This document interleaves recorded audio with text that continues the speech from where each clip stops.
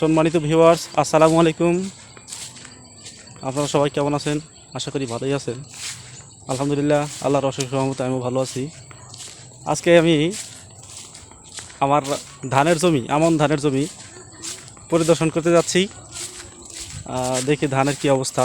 আমি এক সপ্তাহ আগে গিয়েছিলাম, আবার আজকে যাচ্ছি। এখানেও আশপাশে জমি দেখা যাচ্ছে, এগুলো ধানের শীষ বের হয়েছে।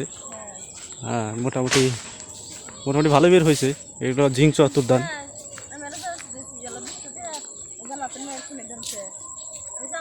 আচ্ছা দিমনি, রাত্রে না এখন দেওয়ার সিস্টেম নাই। এই যে দেখুন, এই জমিটা, এটা ধানের শীষ কত পার্সেন্ট বের হয়েছে? 50% বের হয়েছে। 50% বের হয়েছে। এই জমিতে এখন কোনো কিছুই দেওয়া যাবে না। এই জমিতে এখন কোনো কিছুই ব্যবহার করা যাবে না। এটা আরও এক সপ্তাহ আগে ব্যবহার করা উচিত ছিল।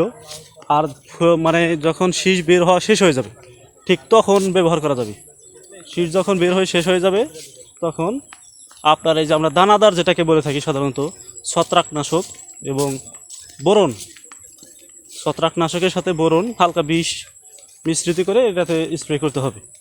তাহলে এই জমিটাতে পোকামাকড় থাকবে না। আবার দেখুন, এই যে পাশে যে আর একটা জমি, এটাতে কিন্তু মনে করেন যে আপনার 90% শীষ বের হয়েছে। 90% শীষ বের হয়েছে। এটা খুব সুন্দর। এটা আমাদের পাশের জমি না, এটা আমাদের জমি আরও দূরে। এটা সোহেলদের জমি। মোটামুটি মাশাল্লাহ ধান দাগের মধ্যে ভালোই হয়েছে। মোটামুটি ফার্স্ট ক্লাস ধান হয়েছে মাশাল্লাহ। এখন আমার ধান দেখতে যাব। আমার ধান ওই পাশে, এখানে আছে 4 কাঠা জমি আছে, আর ওই পাশে আছে 1.5 বিঘা। এক জায়গায় আছে 1 বিঘা, আর এক জায়গায় আছে 15 কাঠা, 15 বিঘার মতোই।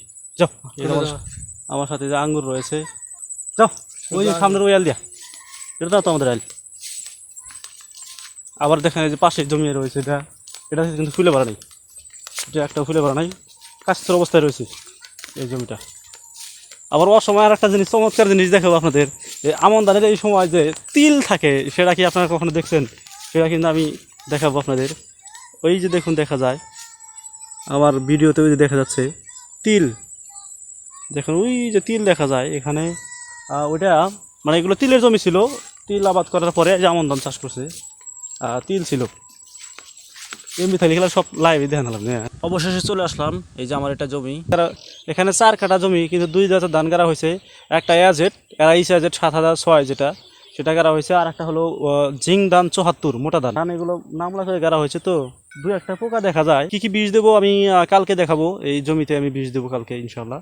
ভালো বীজ ব্যবহার করতে হবে, তাহলে পোকা 100% যাবে, কোনো সমস্যা নেই।